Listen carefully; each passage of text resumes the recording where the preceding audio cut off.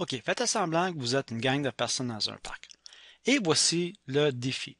Je prends, disons, deux personnes. Je la place là, puis je place une autre personne, disons, juste ici. Disons la personne 1 et la personne 2. Et je demande à tout le monde de se placer n'importe où dans le parc, mais avec la condition suivante. Il faut que s'il mesure la distance entre la première personne et la deuxième personne, que la différence soit tout le temps pareille. Disons, on va dire une différence de 10 mètres. Donc, ça veut dire que la personne, là, disons, il faut qu'elle se place à peu près quelque part ici. Eh bien, la distance, c'est, disons, c'est une distance de 8 mètres. Eh bien, il faut que cette distance-là soit de 18 mètres. Parce que 18 moins 8 donne 10. La prochaine personne, disons, elle va s'asseoir, elle va se mettre ici. Disons, cette distance-là, c'est rendu à 9. Eh bien, la distance avec le point 1, il faut que ça soit 19.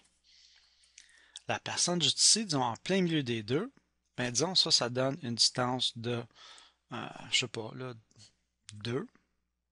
Bien, ça, il faut que ça soit une distance de 12. Et si on aligne tout ce monde-là, ça forme ce qu'on appelle une hyperbole. Et j'en ai aussi de l'autre côté, parce que la personne debout ici, elle a le droit d'être là, et si elle mesure la distance entre les deux, et elle fait la différence, il faut quand même que ça donne 10 mètres. Donc, ça, c'est la définition d'une hyperbole. Là, on va aller faire regarder autre chose. Là, mathématiquement, sur le plan cartésien, on fait ça ici. Les deux personnes qu'on a nommées, ben, on va les placer, on les appelle les foyers, sur l'axe des X. Ils peuvent être placés sur l'axe des Y aussi, mais moi j'aime mieux les hyperboles qui regardent à gauche puis à droite. Ça c'est mon X, ça c'est mon Y. La distance entre le centre, entre les deux foyers, et un des foyers, cette distance-là, comme ça ici, ça s'appelle la distance C dans la formule. Là, l'hyperbole, ce qu'on avait dit, ça donne quelque chose comme ça.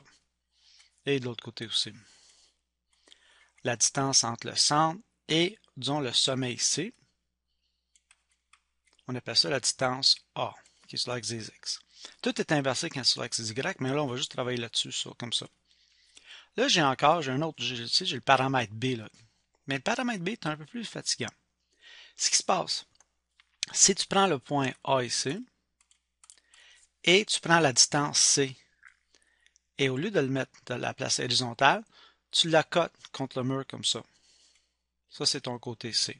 On va le faire de ce côté-ci. Donc, ça, c'est ma distance A. Je prends ma distance C, qui est la distance entre le centre et le foyer, et je la place ici, puis je la cote, c'est comme une échelle. Ça, c'est ma distance C. Ça donne que la hauteur C, c'est B. Okay. Le B, pourquoi est-ce qu'il y a de particulier? Bien, ça donne l'hyperbole ici. Elle suit ou, elle se rapproche d'une asymptote. Et l'asymptote, elle, si je monte du point A, je frappe l'asymptote et je tourne à gauche, mais ça donne mon point B. Mathématiquement, ça faisait que l'équation de l'asymptote, c'est égal à B sur A du côté droit. Du côté gauche, ça serait moins B sur A. Alors, l'important, c'est que l'hypoténuse, c'est la mesure C, entre le foyer et puis là. La mesure A, c'est la base, et la mesure B, c'est le côté là. Et ça, c'est exactement Pythagore, A, B et C. Je pense que c'est tout. Donc, si jamais on a une... Ouais, translatée. On vient comme ça, on va acheter une nouvelle épaisseur, j'espère que ça va fonctionner cette fois-ci. On met notre foyer là, on met notre foyer là, quelque chose comme ça. Et je viens, puis je la déplace. Et j'espère que ça va fonctionner. Ah, ça fonctionne. Ici. Brush. Le sommet dans cette fonction-là, c'est pas vraiment le sommet ici, c'est le point qui est en plein milieu ici. Alors, la translation que j'ai eue, c'est de là à là. Alors ça, c'est mon HK. Donc, mon H, c'est jusque là. Et mon K, ben, c'est la distance de là à là. On commence avec, disons, les chiffres. Disons, la distance de là à là, c'est égal à, je sais pas, 5. La distance d'ici à là, c'est égal à 3. Si je voulais trouver ma valeur de B, ma valeur de B, c'est ce triangle-là avec le B ici.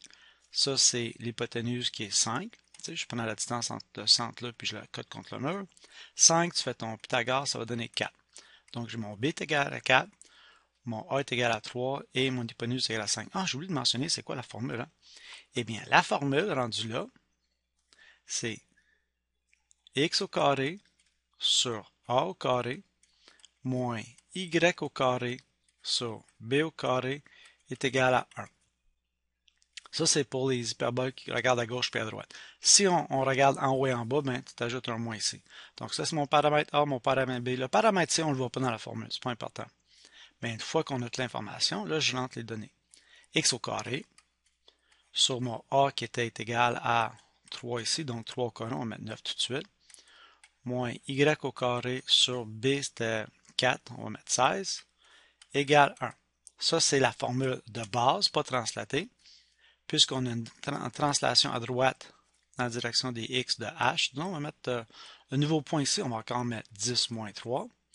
Mais j'ai une translation à droite de 10, donc j'ouvre une parenthèse là.